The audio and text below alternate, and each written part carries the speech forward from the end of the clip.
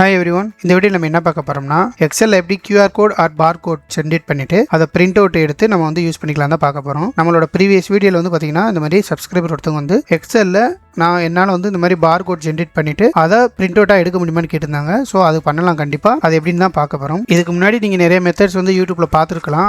Mostly எப்படி இருக்கும்னா QR கோடுக்குன்னு ஒரு ஃபாண்ட் இருக்குது, அதை டவுன்லோட் பண்ணிப்போம், அந்த ஃபாண்ட்டை இன்ஸ்டால் பண்ணுவோம். அதுக்கப்புறம் வந்து பார்த்தீங்கன்னா எக்ஸலுக்குள்ளே ஒரு ஃபார்முலா மாதிரி போட்டு அதை நம்ம வந்து இம்போர்ட் பண்ணுவோம். ஸோ இந்த அளவுக்குலாம் நம்ம காம்ப்ளெக்ஸாக பண்ண தேவையில்ல. சிம்பிளாக ஆடின்னா என்ன நம்ம சொல்லியிருப்போம், அந்த மாதிரி ஒரு ஆடின் இருக்குது கியூஆர் கோடுக்கு. அதை பேஸ் பண்ணி நம்ம வந்து சிம்பிளாக பண்ணிக்கலாம். ஓகே, இப்போ நம்ம வந்து பார்த்தீங்கன்னா ஹோமில் ஆடின் இருக்கும். ஸோ இந்த ஆடின்ஸில் கிளிக் பண்ணிவிட்டு கியூஆர் கோட் அப்படின்னு நம்ம வந்து சர்ச் பண்ணோம்னாலே இங்கே வந்து பார்த்தீங்கன்னா மல்டிபிள் எக்ஸ்டென்ஷன்ஸ் இருக்கும், அதாவது ஆடின் இருக்கும். உங்களுக்கு எது வேணுமோ இன்சர்ட் பண்ணிக்கலாம். நம்ம ஃபர்ஸ்ட் ஒன்று இருக்கிறதே ப்ரிஃபர் பண்ணிக்கலாம். ஸோ நான் இந்த இதை வந்து ஆட் பண்ணிக்கிறேன். ஸோ ஒன்ஸ் ஆடின் ஆனது நம்ம வந்து ஆட் பண்ணக்கப்புறம் இந்த மாதிரி ஜென்ரேட் ஆகி நமக்கு வந்து சைடில் வந்து ஓப்பன் ஆகும். இப்போ வந்து பார்த்தீங்கன்னா இதில் நமக்கு ரெண்டு இருக்குது. ஸோ கியூஆர் கோடு இருக்கும், பார் கோடு இருக்கும். ஸோ நமக்கு என்ன மாதிரி ஃபார்மேட் வேணுமோ அதை நம்ம செலக்ட் பண்ணிக்கலாம். இப்போ ஃபர்ஸ்ட் நம்ம கியூஆர் கோடு வந்து இன்சர்ட் பண்ணணும்னா ஜஸ்ட் கியூஆர் கோடுன்னு செலக்ட் பண்ணிட்டு இப்போ நான் ப்ரைஸை வந்து கியூஆர் கோடில் நான் வைக்கணும்னா ஜஸ்ட் வந்து பார்த்தீங்கன்னா என்ன ப்ரைஸிங் என்ட்ரு பண்ணுமோ இப்போ நீங்கள் என்ட்ரு பண்ணிக்க வேண்டியதாங்க.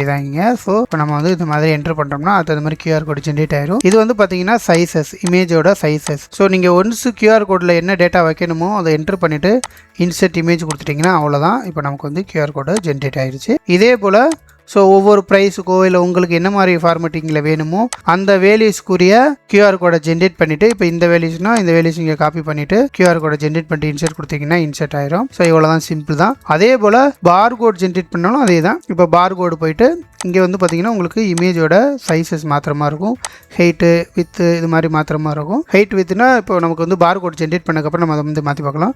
சேம் இங்கே நம்ம வந்து இப்போ ஃபார் எக்ஸாம்பிள் நான் சும்மா ரெண்டமாக டைப் பண்ணுறேன். இந்த மாதிரி நான் டைப் பண்ணும்போது பார் கோட் ஜென்ரேட் ஆகுது, பார்த்தாலாம் தெரியும் உங்களுக்கு. இதுக்கப்புறம் நம்ம இந்த வித்து ஹைட்டு எப்படி பண்ணணுமோ அட்ஜஸ்ட் பண்ணிவிட்டு இன்சர்ட் கொடுக்குறோன்னா நமக்கு பார் கோடு இன்சர்ட் ஆயிரும். அவ்வளோதான்.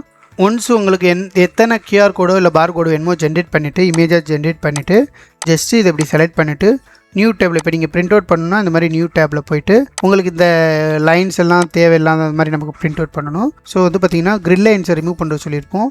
இந்த மாதிரி வியூவில் போயிட்டு கிரில் லைன் ரிமூவ் பண்ணிவிட்டு உங்களுக்கு ஸ்பேசிங் எந்த மாதிரி வேணுமோ இங்கே மாதிரி சிம்பிளாக அப்படி அரேஞ்ச் பண்ணிவிட்டு ஜஸ்ட்டு கண்ட்ரோல் பி கொடுத்துட்டிங்கன்னா உங்களுக்கு வந்து அந்த பிரிண்டரோட ஆப்ஷன் வரும். இதுக்கப்புறம் நீங்கள் வந்து என்ன மாதிரி பிரிண்ட் பண்ணணுமோ பண்ணிவிட்டு ஸோ நீங்கள் கட் பண்ணிவிட்டு எங்கே ப்ளேஸ் பண்ணணுமோ பேஸ்ட் பண்ணணும், இல்லை நம்ம இதே ஒரு இடத்துல ஒட்டுறோம்னா நீங்கள் ஈஸியாக பண்ணிக்கலாம்.